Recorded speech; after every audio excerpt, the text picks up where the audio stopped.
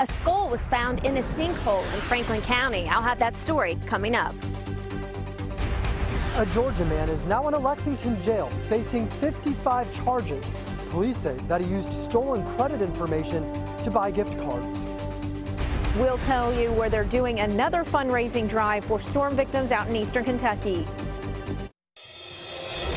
Tracking, alerting, protecting. WKYT News starts now with breaking news. Good afternoon from WKYT News. I'm Barbara Bailey. I'm Bill Bryant. Here's what's happening at noon. We begin with a breaking news alert out of Franklin County. The coroner is investigating the discovery of a human skull. Now, it was found in a sinkhole on Jones Lane near Wood Lake, just outside of Frankfort. WKYT's Michelle Chamberlain is live now with the latest breaking details.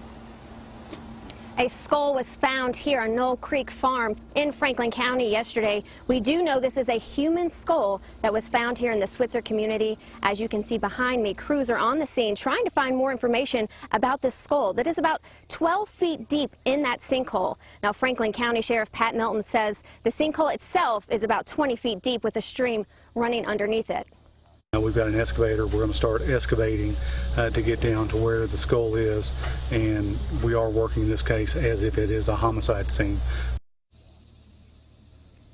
Last night, a farm worker discovered the skull while mowing. The sinkhole has been there for some time. The worker looked down the sinkhole and saw the human skull. Sheriff Melton told me you can see the eyes and the nose cavity of the skull and that it appears to have been down there for years. Now, crews, as you can see, are working to get down in that sinkhole and dig out the skull. Sheriff Melton believes it could possibly take some time. In Franklin County, Michelle Chamberlain, WKYT. Michelle, thank you. Fish and Wildlife and other agencies have resumed their search for a possible drowning victim in western Kentucky. Dispatchers in Muhlenberg County say a 17-year-old boy disappeared last night in the Graham community after he jumped into a mine pit. So far, his body has not been found. A Georgia man will be answering to dozens of charges in less than an hour in Lexington for his involvement in a credit card scheme. Police arrested Titorian Moore at the Hamburg Walmart. He's accused of trying to use gift cards that were encoded with information from dozens of stolen credit cards. WKYT's Mark Barber has the latest on the investigation in this Crime Tracker report. Mark?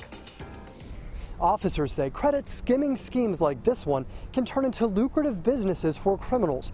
They say they can make as much as they would selling drugs, but if they're caught, the penalties are not as stiff. Investigators say they caught the man in their latest case yesterday afternoon. According to court documents, Titorian Moore was using stolen financial information to buy gift cards from the Walmart in Hamburg. Police say while the 34-year-old from Macon, Georgia, was inside the store, he left his 9-year-old boy alone in his car.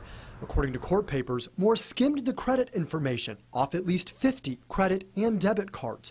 Police say many times credit schemes like this one happen after large companies get hacked.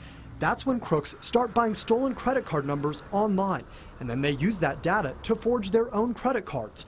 Investigators tell us the criminals who are tied to those crimes here typically come from the Miami or Atlanta area. We have 75 and 64 major routes through the United States coming right through Lexington, and we also have lots of businesses that are available right off the interstate. It makes it very easy for these folks to jump in the car, travel. Moore is facing 55 charges, including endangering the welfare of a minor and fraudulent use of a credit card. Moore will be arraigned on that long list of charges here in Lexington at 1 o'clock this afternoon.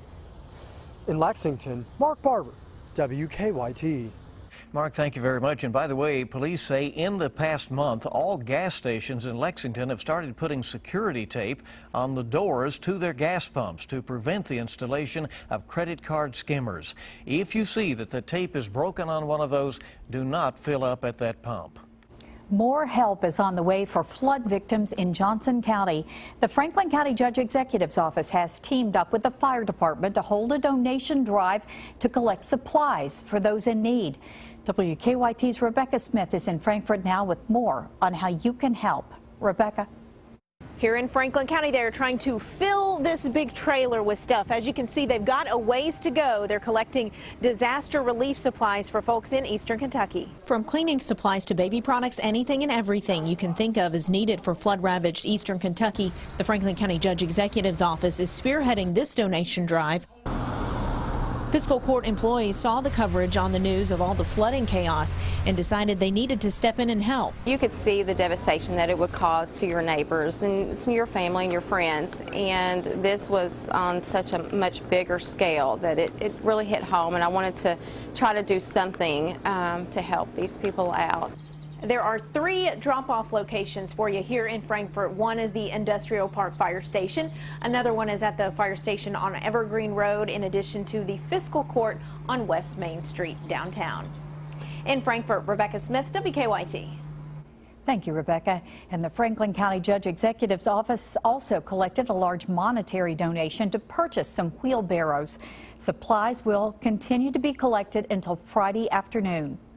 The popular country music duo Sunday Best is also helping flood victims. Tonight at 7, they're holding a concert at Johnson Central High School in Johnson County. Singer Tyler Childers will also be performing during the show. Admission is free, but organizers are asking for donations. All of the money raised during the concert will stay in Johnson County. And if you can't make it to the concert, we have you covered. It will air live on WYMT. We'll also be streaming it live on WKYT.com. Well, it is a beautiful day here in the Bluegrass State right now with sunny skies and low humidity out there. Great feel. And this pattern is expected to continue for most of us into the weekend. WKYT meteorologist Micah Harris is live in our First Alert Weather Center with details and a little bit of a caveat to that, huh? There really is. And I think the key word that you've heard the past couple of days is most. That's what all of us have been using because most of us will stay dry. They're good-looking days ahead. Now, some of us still looking at least a chance of rain. Temperatures are in the 70s for the most part. We'll finish off there in the low to mid 80s, already 82 in Monticello. Monticello, we cannot rule out a stray shower down across the Kentucky-Tennessee border during the afternoon hours. But other than that, 90% of us do stay dry. Very nice. I mean, it's one of your better days in the forecast. Not only does it look good and those temperatures are nice, but that humidity is way down, which will make for a very pleasant evening. Now, the focus of the forecast is tomorrow. That's the best rain chance in the next 4 to 5 days. I'll take you into that, show you who stays dry, who does not, coming up in a few minutes. All right, Micah, we'll see you then. We thank you. Leaders in a central Kentucky county say they are worried about lawsuits following a county clerk's decision not to issue marriage licenses. Casey County Clerk Casey Davis is one of a handful of county clerks who stopped issuing licenses following the U.S. Supreme Court decision legalizing gay marriage nationwide. The Casey County News reports that County Attorney Tom Weddle said during a meeting that Davis is, quote, legally wrong. He also said the threat of litigation is at the county's doorstep. Well, 2 iconic brands are teaming up to raise money for charity. Maker's Mark is creating a limited edition collection of bottles in honor of the Breeders' Cup. Each bottle will sell for about $400 and will feature a previous Breeders' Cup champion. The money raised from bottle sales over the next 3 years will go to several charities. We really want to raise $1 million for charity. That's what it's all about. 100% of these proceeds will go to the charity. 3 of the bottles will be released this fall at a ticketed event just before the Breeders' Cup Championships at Keeneland. Another bottle will be released in 2016 and the final one in 2017.